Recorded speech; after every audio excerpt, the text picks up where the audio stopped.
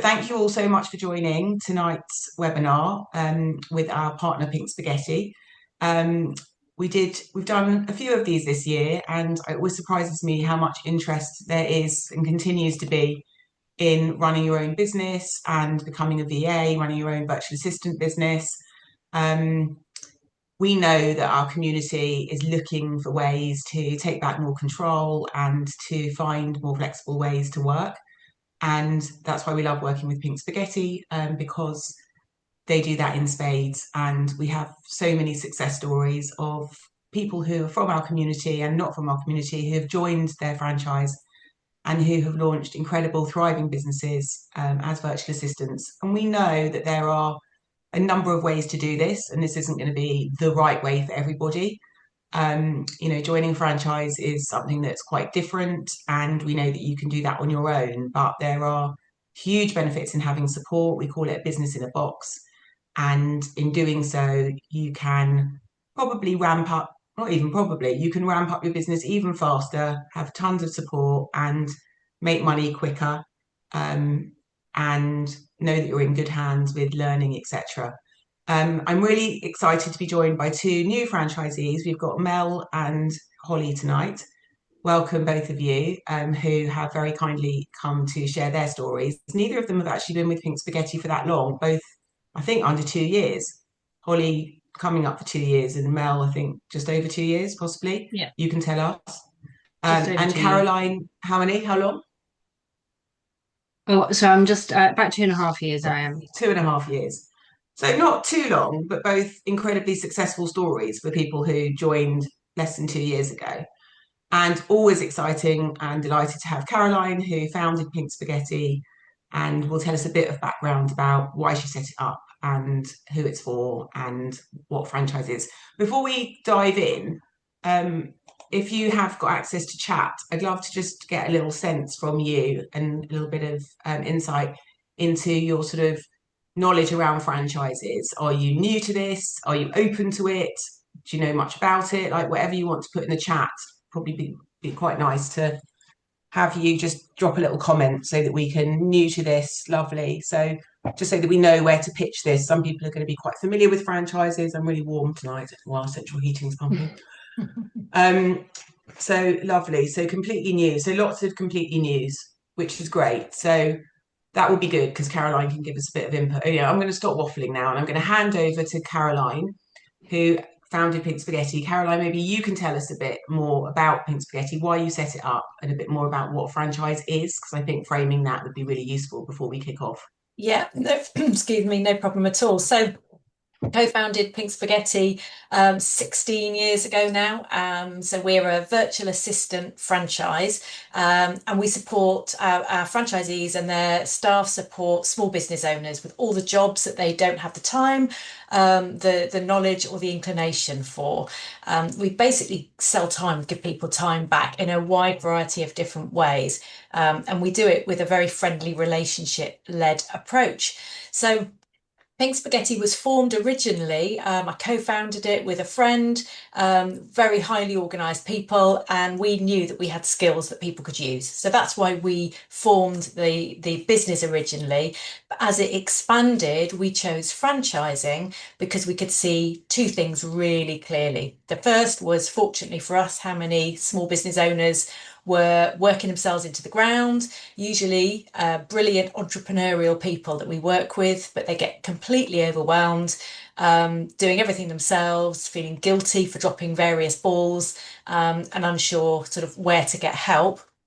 And the second thing is that we've seen a huge pool of talented people, often women, who needed flexible work that used their skills that they've gained in various professional careers. Usually people wanted something meaningful to build their lives around, and yet traditional employment didn't necessarily offer that. So bring the two together and the franchise works really well.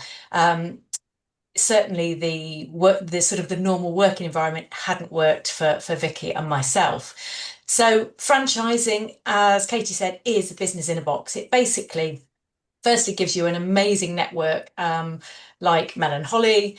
We've got just over 50 franchisees around the country who are all people like them that have wanted to use their cross-transferable skills and start business.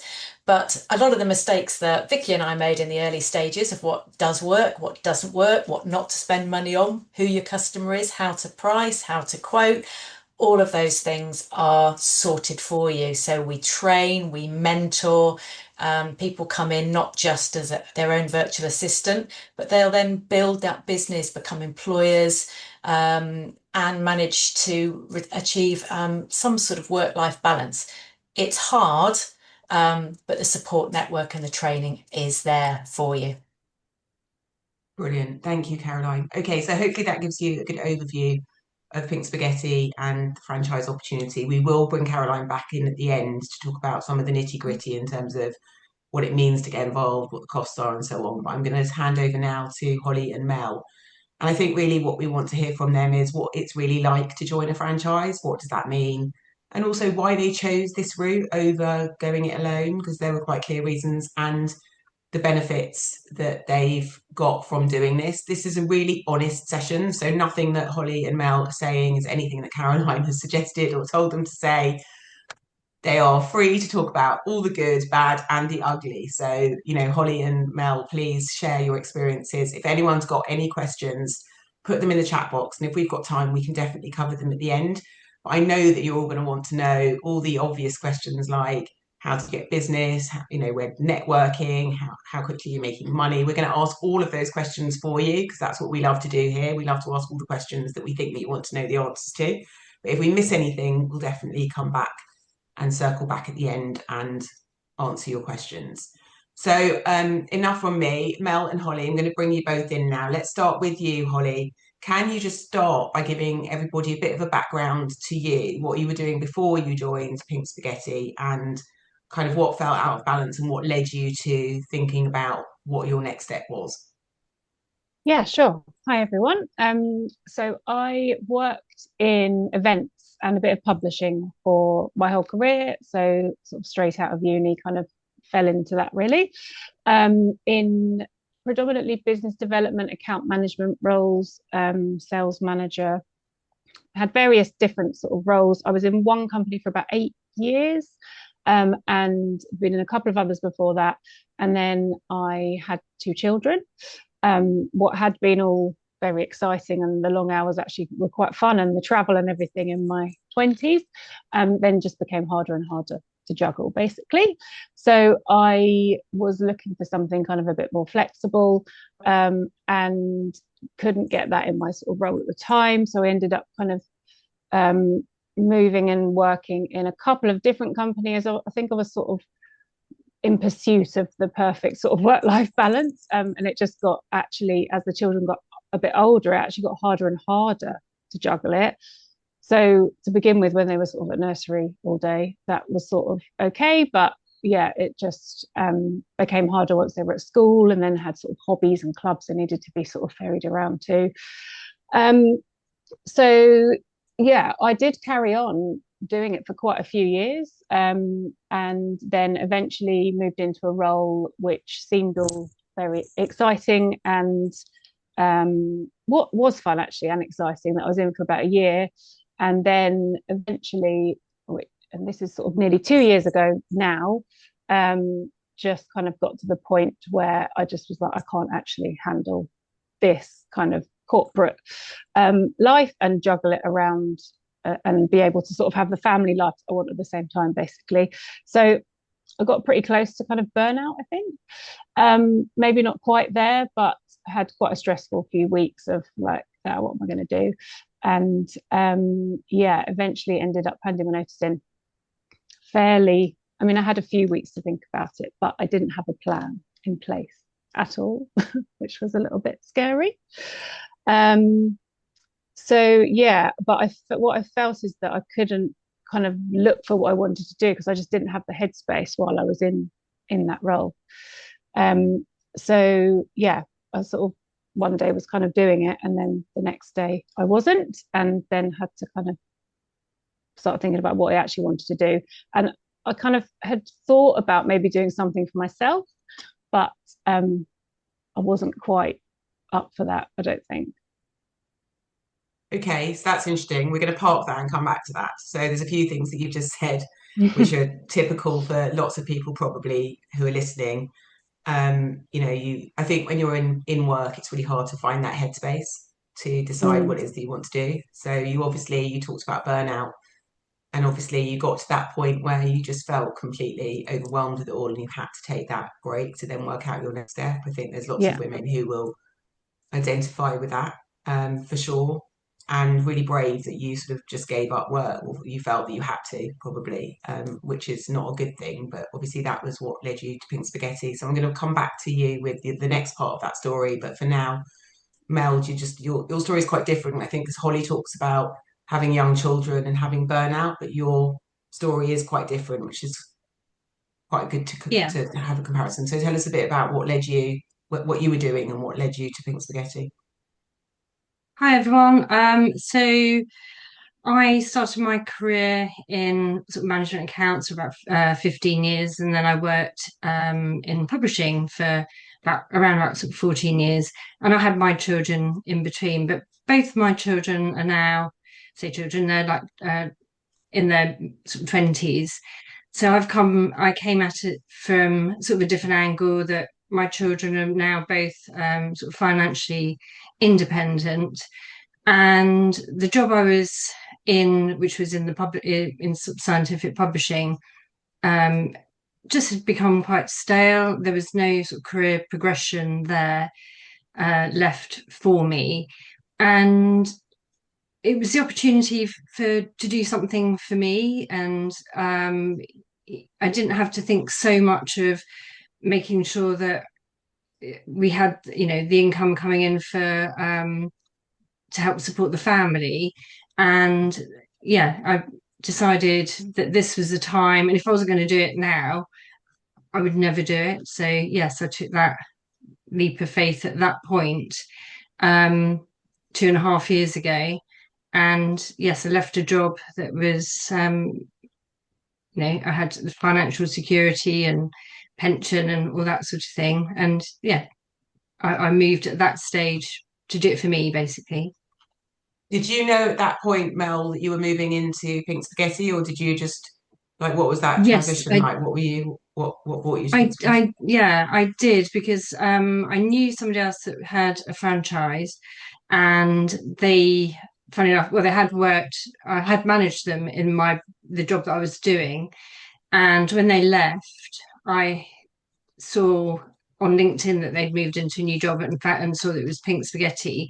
So I did a bit of investigation, and then I think I basically stalked her for about a year to see how she was Hmm. getting on, and it just sounded exactly what I was looking for, to be honest. And at that time, they didn't have a territory, but I always think things happen when they're supposed to happen. So it didn't happen at that point, but when I did go into a year later, yeah, there was a territory, and that's and the person the other franchisee that was there, I asked her at all different stages how she was getting. We were in contact quite a lot, so I had a lot of background information from her, but also did my own, research as well. Yeah. Okay. So I think, Mel, you just said that you were in a sort of enough of a financially secure place that you could make that move. And Holly, for you, was it more of a decision because you were relying on an income, and it was more of a decision for you to have Yeah, to? we are definitely was sort of a two income household. So I was like, and this is quite scary, just handing my own notice in and not knowing what I'm doing. It wasn't ideal by any stretch. Um, so yeah, that did all feel a bit kind of stressful, and yeah, quite a lot Okay, so to think let's about. talk now, maybe just touch on this, because to join a franchise, you need to have funding. So it'd be good to understand kind of how you made that leap, because you both were in secure paid jobs, and then you decided to go into this type of environment. How did you go about funding it? Holly, do you want to tell us? So so although I kind of did leave my job quite quickly, I did manage to kind of negotiate a couple, like well, I was on sort of a 2 month notice, I think, anyway, and I did manage to negotiate sort of a few months extra pay, so that was quite nice to have that kind of stability for a few months. And then I did use a bit of that, and I had a bit of sort of bonus from that job owed to me, and then the rest for actually putting the money into it up front, I borrowed from family. Brilliant. Okay, and Mel, for you? So I had most of my, or some of it came from savings, and the other was from, we had a 0% credit card, so I put it on that and then had money aside. I wanted to have at least sort of 3 months salary, that what I was used to having, to make sure that it gave me enough time to get going, if you know what I mean. Yeah. I mean, I think that we've kind of skipped a bit here, and I do want to dive in a little bit to this idea that 1 minute you're both in paid jobs, the next minute you're buying franchise and setting up your own business. So can we just like maybe just dig in a little bit to the how did you make that transition? Because I think for lots of people listening, it'll be like, well, that's great, you were here and then you're here, but there's a bit of a sticky bit in the middle that I just want to unpick with you, which is why a franchise? Why did you think suddenly I'm going to go into self-employment? Like what was the thinking there? I just really want people to understand that, because I do think that's the toughest thing for some people to get their heads around. So actually understanding that from your perspectives would be really helpful. So, and also you were both doing nothing to do with running virtual assistance businesses, which we'll get into, but in terms of suddenly going from corporate jobs, scientific, financial, publishing, events that you were doing, suddenly you're running your own business, and B, supporting people doing things that you might not have been doing before. Anyway, I'm jumping around a bit, but can we start with the how did you make that leap from being in a paid job to going, oh, actually, no, I want to set up my own business? Holly? Um, yeah, so I definitely wasn't like, yeah, I'm out of this. Yes, I want to set up my own business. I think, like I said, I definitely wanted control. So I had always thought I might do that, but I hadn't quite got to that point. And I was actually looking at other jobs online and everything. I actually applied for a few things. I had kind of a couple of sort of first interviews, but nothing really kind of ticked the boxes. And I kind of everything that I was looking at and just reading through, or maybe talking to recruiters and stuff, I was like, I still feel like I'm still going to be back in that same place. Yes, it's somewhere a bit fresh, but ultimately it didn't feel like any of it was really going to give me what I wanted. In terms of franchising specifically, not something I'd ever really thought anything about. Hadn't kind of know much about it, other than sort of I'd hear the word franchise and just think McDonald's, which I know a lot of people sort of do. But I had a friend at the time who had a few months earlier joined Pink Spaghetti and started her own franchise. So we'd been friends for a few years, our children went to school together. So I kind of knew she was doing really well with it. And I reached out to her just to be like, oh, guess what? I've finally handed in my notice. And she was like, oh, I have to meet for coffee. And then kind of one thing led to another. And she just started saying, actually, you should do this as well. You'd be really good at this. You'd love it. You know, Pink Spaghetti, you're amazing. The support is amazing. So, and then it kind of started as a, oh, no, I don't know if I can do that, to obviously sort of having more in-depth conversations about it with her. Obviously kind of did my own sort of just reading up and looking on social media and that sort of thing as well. And then eventually I was like, okay, right, I'm going to kind of reach out and officially inquire. Yeah.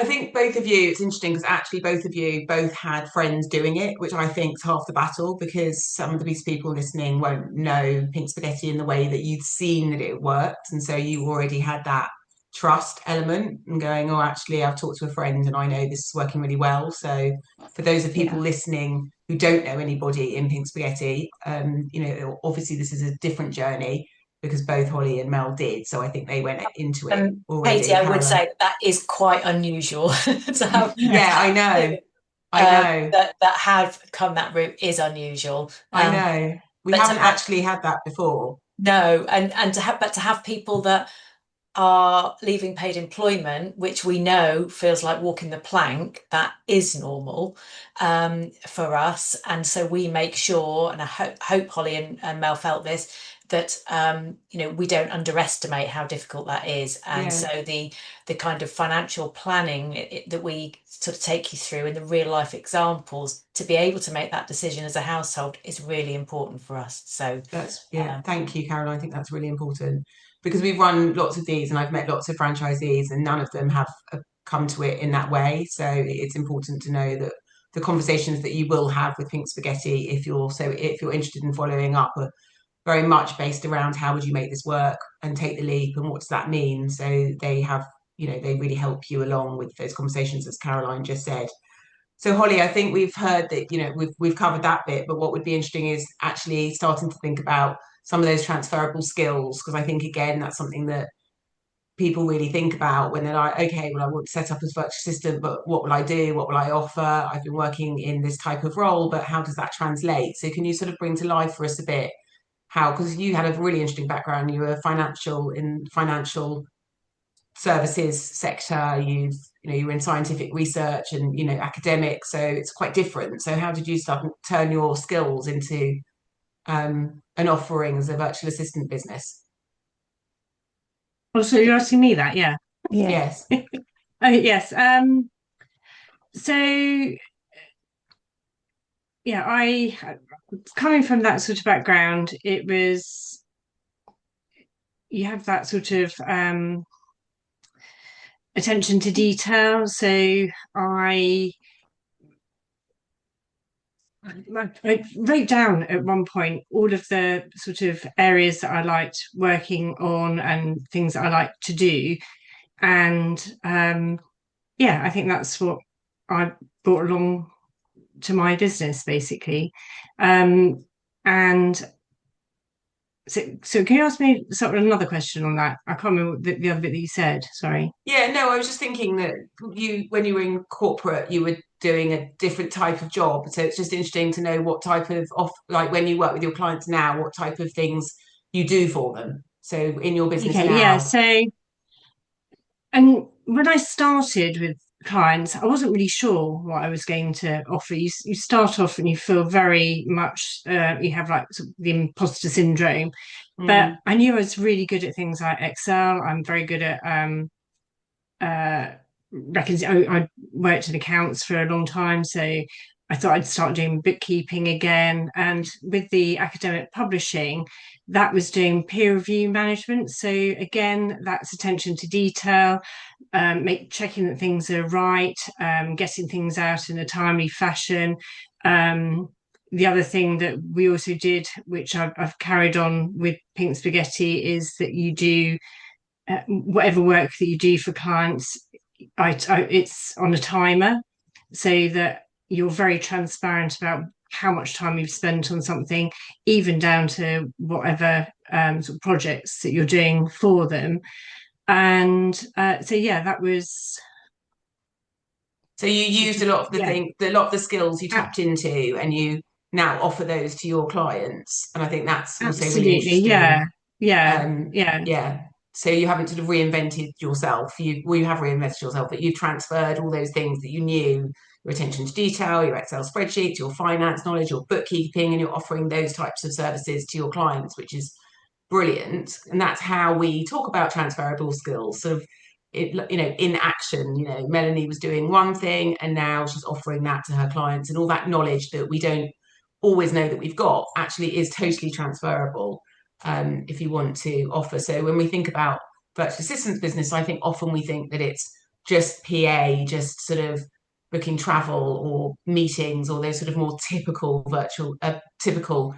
personal assistant type activities. But all of the franchisees that I've met have come from different backgrounds with different skills, and it's been really interesting to see how they transfer what they were doing and offer those as services to their clients. So Holly, from your perspective, what are the services that you are offering now, and what are you tapping into from kind of the world that you came from when you had your job? So I did quite quickly start working on some kind of business development stuff, which was similar to what I'd done before. So that was quite an obvious, like, yes, I can do this. Anything, and sort of lead generation and more sort of marketing-y based stuff. So some of that was obvious, like actual kind of tasks that I'd done before, I guess, in a previous life, but obviously you're doing it in a very different way. And I still do some of that work, but I've also taken on a couple of clients who was actually probably my bigger clients now, which are more kind of like what you would consider a typical VA, so like PA admin type stuff, which at first I was like, do I want to do this? But I actually really enjoy it. And actually the kind of experience I had from events, I am kind of just well organized, and I like sort of getting into that kind of stuff with clients and kind of hearing more about what they're doing. And so yeah, it's kind of changed a bit, but ultimately there is still quite a bit of variety there for me, which Yeah, I it's like. interesting because when we had our pre-call, it was interesting because you were saying how you started by doing what you knew, and then Yeah, actually you built confidence and you started yeah, offering, and actually now you love the other parts of the job that you do, sort yeah, of with the more administrative side. So you've sort yeah. of I grown into think, that. yeah, and probably with when I first started sort of, promoting myself on social media and doing all that stuff, I was kind of obviously talking about what I'd done before because that's what I was comfortable with. Yeah, And I did exactly. get some clients through sort of a previous life almost and that sort of work. So that kind of came quite naturally. But then, yes, it's quite different now in some ways. And did Pink Spaghetti help you to carve out some of what what you were going to offer your clients? Did they help you to think that piece through in terms Yeah, of yeah, definitely. Yeah, I think they're particularly like the in-person training, which was 2 days, a few weeks into sort of when I first started.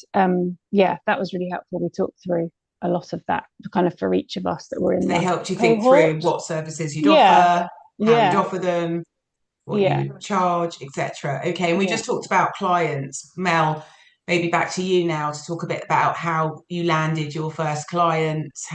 What did that look like? Because sort of set up as a virtual assistant, you've now got your services and so on. And the big question I think probably people want to know is, where do I start? How do I even think about getting clients? So it would be great to hear sort of both of you actually, because I think you've both got interesting perspectives on this, sort of how you started getting your initial clients. So, a couple of my initial clients came from my own sort of natural network. I put a post out on LinkedIn, and two people that lived in the that know me said, "Oh, actually, I need some help." So I helped them out on some just little projects, really, which was really great. It was just got me going. It was good then to be able to send the quotes out to people, and there were people I knew, and so just to sort of get going. And then the other way I started work was, and I think we might talk about this later, but is like the cross franchising. And I did two pieces of work there for other franchisees. Um, and again, they were small bits of work, but it really just helped get me off the ground and start working with clients and getting used to the process and building up my confidence. And very sort of fairly quickly, actually, after that, I had my first website inquiry, and uh, that was like 12 hours a week. So that was a really good start for me. And that client after only a few weeks, put me in touch with her father-in-law, and I started working with him as well. So, and doing commercial flooring, measuring flooring, which I'd never done before. Had to learn a whole new platform. And actually, as Holly mentioned in the last bit about working with clients, um, the you learn so much. I've realized I really like learning new systems, and yeah, it just it takes you out of your comfort zone a bit, but you learn all the time, and it's the variety is great. That's what I like.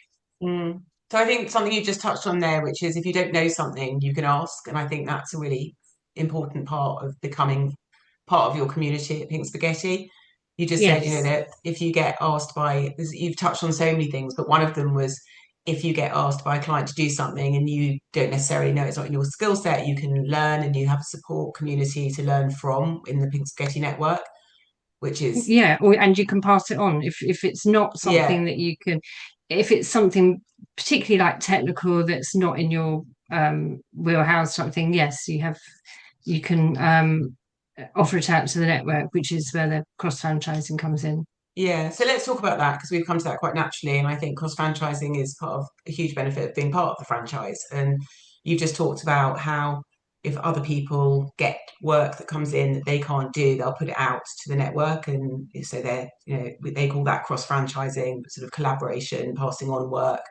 And so that's a massive benefit. You also talked about your 12 hours a week, I think, coming from the website. I just think in terms of clarifying that, that wasn't through your website. Was that not through Pink Spaghetti, the general franchise website, as in a lead came into the No, website? that came through my so you have your territory website, so it came through Reading, so it came through the Reading website. So Brilliant. yeah, and Okay. when you have one come through, the first thing you do is oh, and Exciting. then panic, and then think, what do I do? So, and that's where the support team are great. So I remember Yeah. when I had my first quote to send out, they helped me with that, and yeah, because it's quite a um yeah, sort of scary-ish prospect really, But you Yeah. want and to, to can't make it? sure that you've Well, put it out there properly, and yes, because you're trying to obviously win the Yeah. business.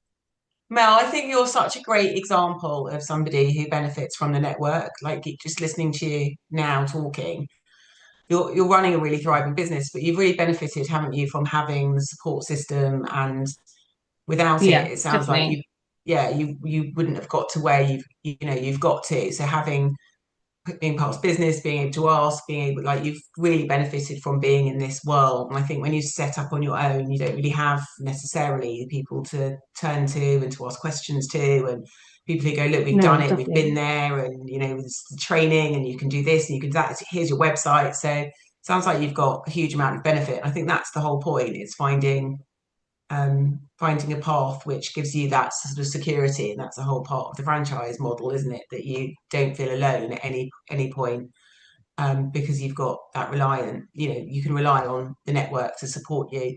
And Holly, for you, it'd be interesting in terms of the client piece, how you got your first initial clients and how you sort of started to grow your franchise because you're in a pretty successful place, and talk us through that because that's a really interesting story. Yeah, it was some of it was similar. It was quite a mix of different things, I think. I did also just put myself out there quite quickly and picked up a couple of cross-franchise things. I mean, there's quite often things that people are posting. Sometimes it's just an odd task that needs doing that day. Sometimes it is something that's a bit of a bigger sort of project. So I sort of picked up a couple of things from that went well, and then those franchisees obviously could then actually offered me a bit more work, so that was quite nice to start off with. I think, like Mel said, just to really get you into doing it and kind of confident that you can do something. Yeah. And then I did also start networking quite quickly. um, I tried initially sort of two or three different groups, and I got a couple of clients out of them quite quickly actually. um, Nothing huge, but one of them I am still working with now, so sort of just over a year and a half later. Um, so that kind of helped. And then also, yeah, putting myself out there on sort of social media at the beginning, particularly LinkedIn, I did get a couple of people coming to me that way who I'd sort of worked with. I mean, no one I knew particularly well, but had worked with many years ago, and they just sort of saw what I was doing and were like, actually, we need some help with this. And I had a couple of inquiries coming through the Pink Spaghetti Great. website as It well. sounds, yeah. Yeah, yeah. So So quite a mix. you talked a bit about networking, and I think again that's a word that people are get a bit anxious about. What does that mean? And I always say it's just about talking to people, but what does that mean? And so tell us a bit, both of you, about what networking looks like for you. Because I think both of you really enjoy it now, and actually loads of people that I talk to say, "Oh, I was really afraid of it at first, and then it just became really comfortable." So talk to us a bit about what networking looks like for you. Join networking groups, and what type of groups, and what were you doing? Yeah, I think you do have to kind of try a few different ones to work out what's kind of your vibe. And looking at the network between us, like we do all go to quite different sort of types of groups. Um, so I had sort of tried a few. I favoured some of the slightly more informal ones. So I wasn't as scared as I know some franchisees at the beginning, because I have worked in sales and account management and stuff. So I had done a bit of that. So I was like, oh, this is fun, this is fun. But then when I actually turned up, I was like, oh God, this is actually quite strange, because it's very different when it's kind of, you're sort of, it's just you there, and you're obviously just talking about yourself. But everyone's in the same boat. So it's quite nice. And I found a couple of groups. So I did go to a couple that I thought, oh, not sure this is for me. But I found a couple fairly quickly that I did then go back to. They were sort of, I think they were both monthly. I know other people go to some that are kind of every week. It is a case of sometimes finding the ones that work with your kind of family and life in the background as well. But yeah, and I'm still going to both of those now. Don't always make it every month when I'm really busy, but I try to. And yeah, like I said, I picked up a couple of clients quite early on, and then some have kind of taken longer, but they've ended up in work going forwards. And also it's just really nice that people sort of refer each other. So even if it's someone you haven't worked with, just because you kind of chat to them once a month, or maybe even once every 3 months, because you don't always speak to the same people, they'll kind of remember, oh, you want a virtual assistant? Oh, I know someone from my networking group who does that. Maybe you should speak to her. So it's good. It's definitely needed. But yeah. Okay, great. And Mel, how have you found the networking side of things? Well, for me, initially, I was absolutely petrified. I really didn't want to go networking at all. And then ended up loving it. And I tried all different types of networking. I have done like the virtual networking. That wasn't for me really. I preferred in person. I joined one group, and then it did become it actually they put the price up quite a lot, so that sort of put me off actually. But then I just kept seeing the same people in that every month, and then they were at different networking groups. So the next type of networking I tried was evening networking, and because I don't have young children, I found it easier, and particularly because my territory is slightly outside of where I live, and it takes me about sort of 40 minutes to get to networking where I currently am. Um, I found evening networking was better for me because I'd finish at the end of the day. They probably start around sort of 4:30, 5 o'clock, go on to about 7, and then some people stay on for longer. But I found then you'd have a group of instead of like 10 people in a room, you get more like 30, 40, and the atmosphere is slightly different, and you did get to chat to lots of different people, and it was quite informal. So I think I preferred the more informal um type of networking than sort of formal ones. And I have got a couple of clients from networking. It definitely is one of those it's a slow burn, and I go networking to build connections with people, not to sell myself. It's more getting to know them. And actually I don't directly work for the people that I've met networking. They've referred me onto friends that are looking, particularly been looking for a VA. So yeah, that's worked out really well for me. That sounds brilliant. I mean, I think that's right, isn't it? And I hear that from a lot. It's like, don't go networking to sell, just go networking to have conversations. Caroline, what support does Pink Spaghetti give with the networking in terms of for those people who are a bit less excited about getting themselves out there and in Well, front of I people? am one of those people that started off very unexcited about and very, very nervous about networking. And we can really see the benefit of it. So we are really fortunate. We've got a lady called Catherine Sandland that works with our new franchisees. She's been with us for well over 12 years, does 2 separate sessions with our newbies to talk about getting your message across. Because as Holly said, it's not just about, you might have done it in a previous career before, but it is really different when it's you're selling yourself and getting that message across, and suddenly hearing, I've got to come up with 1 minute to introduce myself. How do you do that? How do you get people to recognize that you're talking to them and you can help them? So it is, because it's important to get business, it is dealt with really early on. We talk loads about it, how to follow up, how to, what sort of networking groups there are, because there's all these different formal, informal, closed, mixed, female only evenings, which when I was starting the business with Vicky, we didn't do any evenings because it didn't suit, or breakfasts, because it didn't suit our lifestyle. We had some young kids, but that's available for people. So it's, it is what works for you. And that first couple of months is all about trying lots of different ones, drinking a lot of tea, and then working out which one feels right for you, and settling down.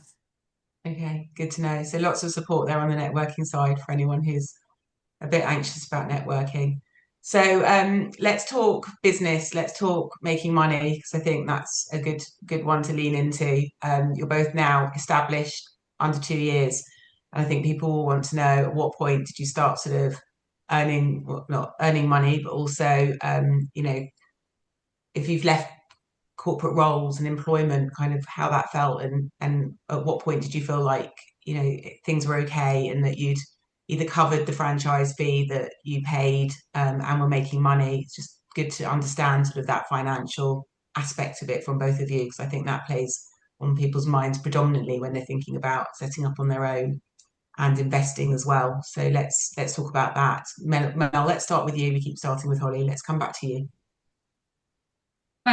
So I broke even within my business in the first 5 months. Wow. Yeah, and so yes, it went way better than I ever anticipated. So yeah. That's fantastic. Mm. And would you say now you're at a point where you're on par with your earnings before? Are you working more hours, less hours? Like, what does that look like for you? I'm working less hours. I've got 2 employees, and I'm earning more money than I was earning in my previous role. Fantastic. And That's a huge yeah, and achievement. yeah. That's incredible. And Holly, for you? Yeah, I'm earning probably similar to what I was earning before at the moment. I have one employee now as well, who I've had sort of about 6, 7 months now.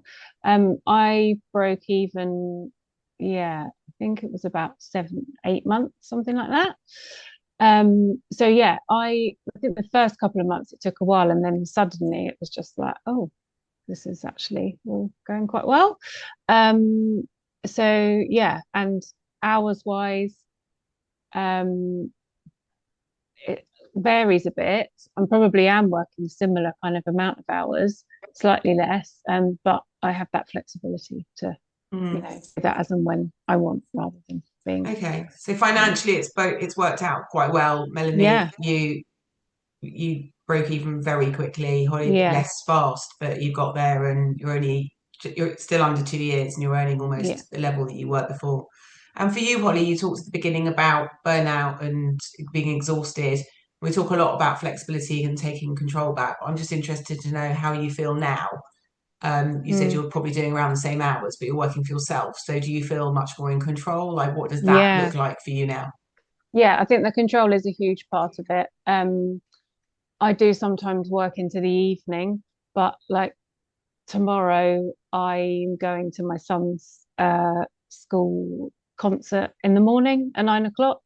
Sometimes I walk the dog first thing, and then I might work into the evening, but I can kind of justify it because I sort of, had that time back elsewhere.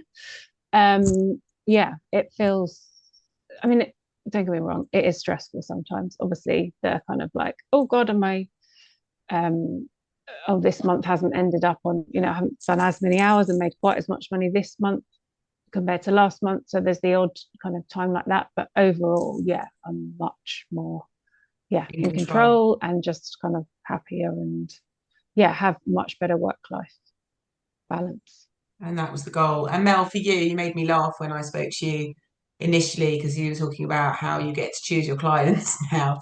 And I think when we work in employed roles, we often don't get to choose who our clients or our bosses are, and that can feel quite difficult sometimes. And you did make me chuckle. So tell us a bit about that. You've now you're in a situation where we don't need to tell us the story of obviously what happened, but you did share that you could choose, and actually that made you feel like you had some control and that you enjoyed that aspect. Yes. Yeah, definitely. And sort of like what I was saying, the thing I did find difficult to start with actually was allowing myself to have time and doing sort of other stuff. So when I started working with this client, we didn't hit it off particularly well to start with, and he just caused me a lot of sort of anxiety. So within the first week, I decided that he wasn't somebody that I wanted to work with. Ended up working with him for a month, and just so he could find somebody else to work with. But the relief of offloading him was just amazing because and so after that I decided I only want to work with people that I'm going to get on with and that I like, and again it's got to be reciprocal. We've got to get on, if you know what I mean. And I also don't work with and set with anything that's set hours because it then makes it too restrictive. And again, that's something that I had always done in my previous life. You work 9 to 5 or whatever, or you have to start be at your desk at this sort of time. Now, if I choose to get up at 6 in the morning and get some client work done, that's my choice. Or if I want to work at the weekend, that's my choice. So I can be a lot more flexible. So I want to be more flexible with my own time and make sure that the people I work with make me happy. Otherwise, what's the point? Yeah. I love that. Thank you. No, that's amazing, lovely. Katie, when people start, because quite often they've been in this real restriction, 9 to 5 or whatever that is. Actually, it takes sometimes quite a lot of mentoring to get them to break that. When you haven't got clients in that days, sort of it's always been in okay. that zone. It's like, no, you can make your own hours and you Absolutely. don't have to. And the other thing is that talking about not working with clients, again, you're kind of, when you start, all you want is clients. You've got to get clients in whatever terms. You don't care, you just want to get them. And then when you get to the point, and again, the mentoring team can actually add a bit of value to say it's all right to say no, thank you, this isn't going to work, because there are enough clients out there that we work with people that we want to work with. So it's and just to say, I did when I had that client, I spoke to support and to get advice on what to do, and they were brilliant. And it was just knowing you'd made the right decision as well, instead of plowing on and think, oh well, it might change. I could see that it wouldn't. So they were really supportive. And whereas I think in another job they'd have, that's just the way they are, I just get on with it type thing. But you don't have a choice, do you? When you're in a job, you just don't have a choice. So you have to navigate it, but at least when you've got your own business, you can decide, which is the benefit. I don't want to end on a negative. We've got 10 minutes left. I'm sure people want to get off and have the rest of their evening, but I just want to ask you both, and I haven't preempted this, I'm just going to ask you, so I want your very natural responses. But what are the things that you found most challenging? I think we've shared a very lovely picture. You've both done brilliantly, but there must have been things along the way that you have found a bit challenging. And I think just to give the flip side of the coin, it'd be just nice to hear from both of you, maybe some aspects of on this journey, what hasn't gone as well, or what you may have found challenging in making the leap. Holly, let's start with you. I think similar to actually what you were just talking about, I did take on a couple of clients that I probably rushed into and it wasn't the type of work that I wanted, or it wasn't on the right sort of basis that I wanted. So that was then a bit challenging to kind of try and come out of that again. Um, Other than that, they're getting used to working to the clock is quite a challenge at first.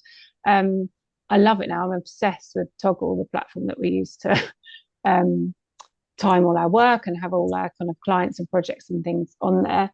Um, but that does take a bit of getting used to. And some days you will get to the end of the day and feel like you're flat out exhausted, but you've actually only done 3 hours or 4 hours of, kind of billable client time, but you feel like you've worked a full.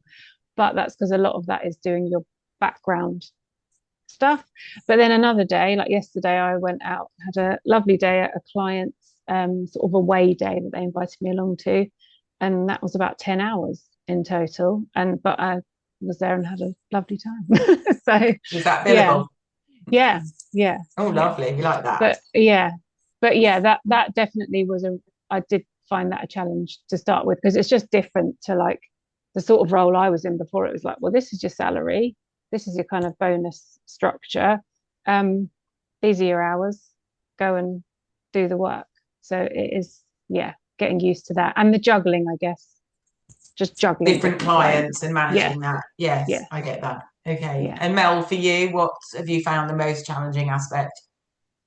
I suppose the most challenging bit would be taking holiday, and that Interesting. um and initially I would take my laptop with me, and then that you're not really getting a break then. So I let all of my clients know if I'm going on holiday, and either do more work before, or sort of backfill, or do a bit more afterwards, or I have got employees there, so I'd be delegating it. But yeah, initially I think it was giving myself some time off was that was True, because difficult. when you work for yourself, you know that you're bringing in the money and you don't get that holiday pay, that you're just still paid when you're away. And I think as a business owner myself, I know that the laptop comes everywhere and it's really hard to switch off, and that's something you've got to put your own Sometimes I boundaries in think place it can there. be our own worst enemy. Yeah. Sometimes, I mean, people can use other franchisees, that can be done. I also think in the early stages, actually, people tend to quite enjoy what they're doing, and it almost doesn't feel like work, but it is, and it's really important that people recognise this. 100%. Right. Yeah. So, I mean, we could talk all night. There's other things that I wanted to touch on, but we haven't. I'm just going to flag, but I want to hand over to Caroline. But I also want to say that both Mel and Holly talked about having employees, and I think that was just something worth mentioning. Maybe, Caroline, you can just cover that as part of your wrap up. We're going to wrap up now, and I want Caroline just to wrap up with a little bit about the training and the cost of the franchise. And I don't think we'll get into the fact that you can have employees, but I think the point that both Holly and Mel have in less than 2 years built businesses where they've brought in people to support their businesses and are growing is definitely worth mentioning. So that's I just didn't want to brush over that, because I think it's a sign, obviously, of a really thriving business to show that not only have they got enough work for themselves, but that they're bringing in others, and also not just to bring it to hand work over to other franchisees, but to help grow their own business by having franchisees having employees within their own teams, so that they're growing their own business rather than handing business off. So I just wanted to make that distinction. So Caroline, I'm going to hand over to you for the last 5-6 minutes just to talk about the franchise. Okay, thank you. So I think there's a few things to touch on. Firstly, with employees, people build teams. We do not sell a franchise to be a sort of self-employed VA. People can do that, fill their hours. There is more work out there than that. We build teams. We support ethical employment, so everybody is employed, full employment law, under contract, GDPR compliant, and all of that. So people are building businesses. To go back to the beginning, when people were saying that they're not aware of what a franchise is, we know that. So we will take people through. In fact, if you request a prospectus, which has got loads of information, Unusually for a franchise, because McDonald's doesn't need to educate people, we actually have a couple of pages initially on what a franchise is, so that's that education purpose. So we have a policy right through the business, whether you're inquiring or a franchisee, that there isn't any such thing as a stupid question. So you have that from the beginning. If it's something you're interested in finding out about, and get a prospectus, and something that you want to know isn't there, ask the question. We would rather people ask questions and really felt, no, this isn't right for me. There's no hard sell. Than feel that they don't want to kind of stick their head above the parapet and give us a call. So please know that anybody in the team won't be salesy. You'll get information that you ask. So yeah, the franchise costs 8,995 plus VAT. And effectively, you are running your virtual assistant business under the Pink Spaghetti brand. So you've got all the branding and the name, the website, all the social media, full training systems, and importantly, the model of what we know works and doesn't work, who your customer is and how much you charge, but also a massive team of franchisees behind you, just like the two lovely ladies that you see here. And we choose who we work with in the network, so we've got a really nice group of people, which is one of the best things about our network. So you build your own client base and with your team in your own exclusive territory. So Mel's mentioned she's Reading, and you offer the small business services to a wide variety of customers who are usually entrepreneurial and brilliant, really nice to work with usually. And you start off, you do, as you've heard, tend to start off with a bit of comfort that with a bit of imposter syndrome maybe. That's all normal, but you can expand to anything really that's on our website. Tend to start on your own and then build a team again, as you've seen tonight. And importantly, you don't need any PA or VA experience. In fact, it's almost the opposite. If you've only done a PA work, then have you got the kind of different systems and technical ability to be able to help small business clients? But again, we know what we're looking for and we know what we can offer. So a talk will always enable you to see whether you've got the sort of skills that would be suitable. From day one, you're supported with mentoring training. There's over 80 hours of initial training, but that carries on into we've got growth programs, we got employment support when you become an employer. So that really does carry on. You've got legal documents and templates and quote templates and all sorts of things to get you going. So the franchise, the business is ideal for people who are the doers, the organisers, the tech savvy people that've got a whole range of cross transferable skills. They want flexible and meaningful work that fits around their life, not the other way around. And again, you've heard today that can be different hours for different people. Career returners or career changers. We often speak to people. I've got 3 different discovery calls this week. Often when you say what's brought you, it'll be some form of crossroads or another, and that'll be different things to different people. So if you enjoy organising, problem solving, and want to sort of explore being your own boss, then I think the best thing to do is if you go onto the website, request a prospectus. That just gives you loads of information, and then book a discovery call. One of 3 members of our head office team will arrange to have a chat with you, and then it's where you want to take it from there.